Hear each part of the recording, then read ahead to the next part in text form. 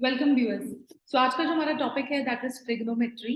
और इस वीडियो में जो हमारा फोकस रहेगा that will be introduction to trigonometry and trigonometric ratios क्या है उनके बारे में हम पढ़ेंगे। So before we start, trigonometry में हम डील करेंगे विद राइट एंगल ट्रायंगल्स और उनमें जो एंगल्स और साइड्स होती है उनकी क्या रिलेशनशिप होती है वो हम ट्रिग्नोमेट्री में देखेंगे। So let's start with the very basic कि अगर आपके पास एक राइट एंगल ट्रायंगल है, let's say P Q R एक राइट एंगल ट्रायंगल है and it is right angle at Q, मैंने ये 90 डिग्री यहाँ लगा दिया, this is right angle at Q. तो अब देखिए जो साइड पी क्यू है उसको हम क्या बोलते हैं, या प्रीवियस क्लासेस में भी पढ़ चुके हैं कि we call it a perpendicular, right. और जस्ट 90 डिग्री के ऑपोजिट जो साइड होती है, जो इस केस में पी आर है, उसको हम क्या बोलते हैं, hypotenuse. And the base Q R is called the base.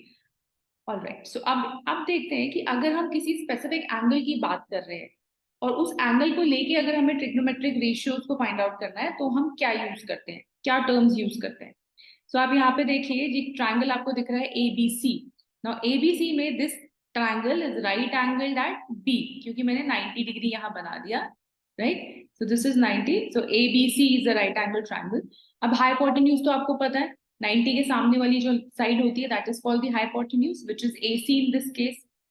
अब अगर हम बात करते हैं, let's say we are talking about angle A, ये वाले एंगल की बात करते हैं।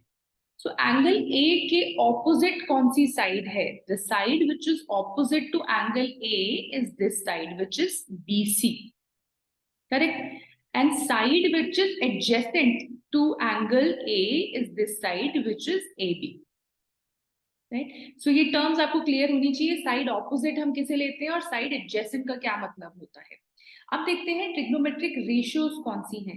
Trigonometric ratios that you will B studying, उसमें सबसे पहले है साइन, राइट। तो साइन की जब हम बात करते हैं, साइन, अब यहाँ पे हम एंगल ए ही कंसिडर करेंगे, सो साइन ए की बात करते हैं। तो साइन ए हम कैसे निकालते हैं, that is the side opposite to angle A, side opposite to angle A divided by the hypotenuse. तो यहाँ मैंने हाइपोटेन्यूज की जगह एच लिख दिया, capital H, right. So H capital H here means hypotenuse.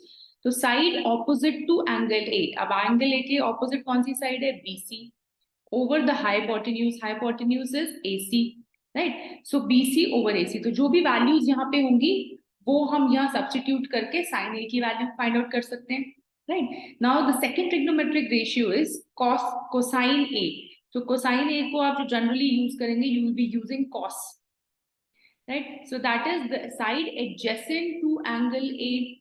तो यहाँ जो भी एंगल की हम बात कर रहे हैं उसी के साइड ऑपोजिट और उसके साइड एडजेसेंट आपने यहाँ सब्स्टिट्यूट करना है। So here we are talking about angle A, that's why we are taking side adjacent to angle A, so which is AB, and hypotenuse is same in this triangle which is AC.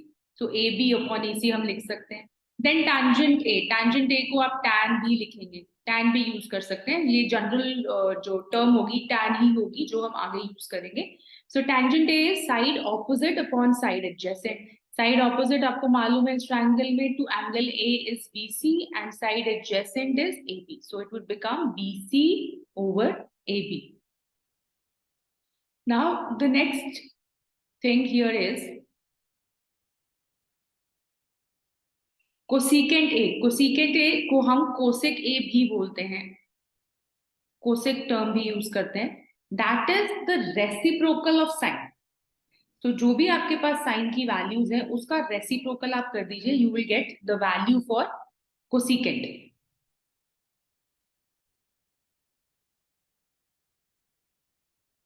अब cosecant की हम बात कर रहे हैं, तो that is just the reciprocal of sine A. That means sine A अगर हमारे पास था BC ओवर AC, जो हमने इनिशियली जो रेशियो निकाली थी BC ओवर AC, तो उसका रेसिप्रोकल, तो रेसिप्रोकल मतलब AC ओवर BC बन जाएगा।